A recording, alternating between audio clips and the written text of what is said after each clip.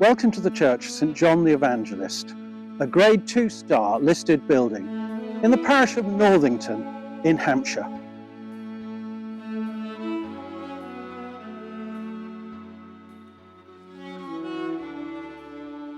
This church was commissioned by the 4th Lord Ashburton, Alexander, and his wife Leonora, who are depicted behind me in statues. No expense was spared on the building in both outside and inside.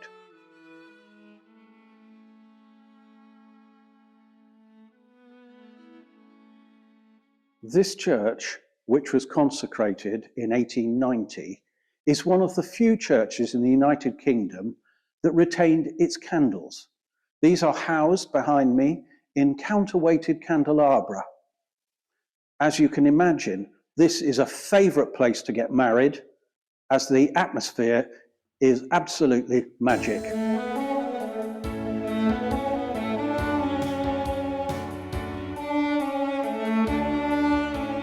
This composition in the western end of the church is by Richard Westmacott, and it is the memorial to the Baring family, dated 1848. There are many memorials around the walls of this church, but the one that's worth mentioning is the one behind me. It is the grave marker to Guy Victor Baring. He was killed in the Battle of the Somme. He was a member of Parliament for Winchester, and he was 43 years of age. Both facts that meant that he didn't have to go, but he did, and he was killed. His wife and his sister, when the bodies were put into war memorial graves in France, and his is in Arras, then they were allowed to bring back the wooden grave markers. The organ was built by Charles Martin of Oxford for this church. It is maintained regularly and has just undergone a full restoration.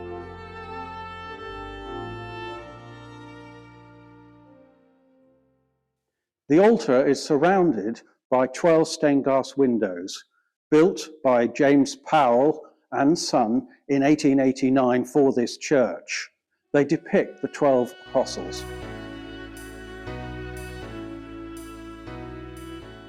The reredos behind the altar was carved by Émile Guillemot, a renowned French sculptor of the period.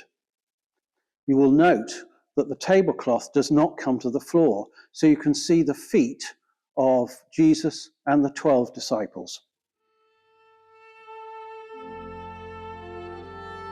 This church is very large for such a rural location. It'll seat 220 people in pews that have a bespoke carving at each end. The architect for this church was Sir Thomas Graham Jackson. He was responsible for the exterior and the interior. The church was built from concrete, faced on the outside with flint and on the inside with stone. Both of the main doors are guarded by bears, an emblem of the Baring family.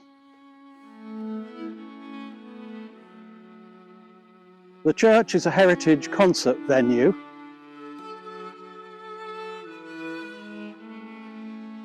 And apart from the monthly services and weddings, we encourage visitors to come, and it's free of charge. Thank you for watching. We really do look forward to seeing you here at St John's.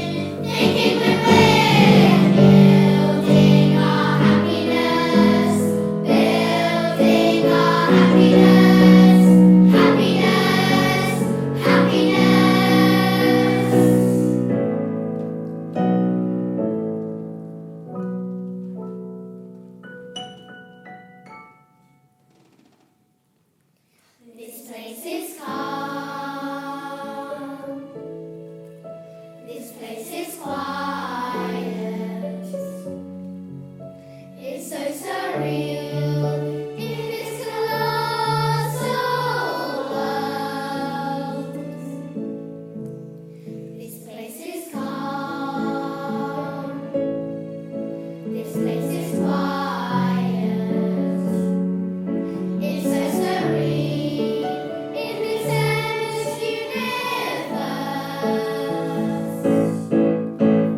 We're all part of this incredible community, standing strong in harmonious unity.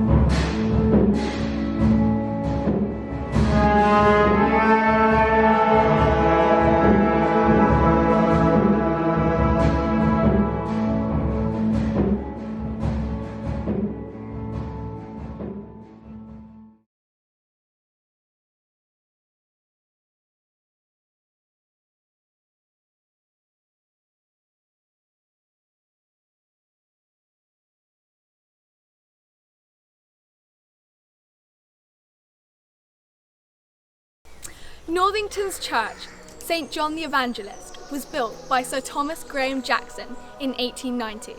It was founded by the 4th Lord Ashburton. Through this film, we aim to explore the history, heritage, and hidden secrets of this old church. I want to show everyone what a special place it is and encourage others to visit. This film was made by students of Perrin School across the subjects of history, photography, and drama. The church is in the midst of the beautiful Alresford countryside. It was built through the generosity of the 4th Lord Ashburton, Alexander Berry, and his wife, Leonora. It replaced a church built in 1832 by Edward Tullett of Alresford, previously replacing a medieval church. Its size makes it unique, as it's bigger than most in the Candover Valley and can hold up to 250 people seated inside. The beautiful church is of architectural significance, as it's one of the first made of concrete and faced with flint and limestone on the outside, and has limestone dressing in the interior. The tower contains a separate bell room, with a bell chamber above containing 7 bells, one of which, the calling bell, dating back to 1602.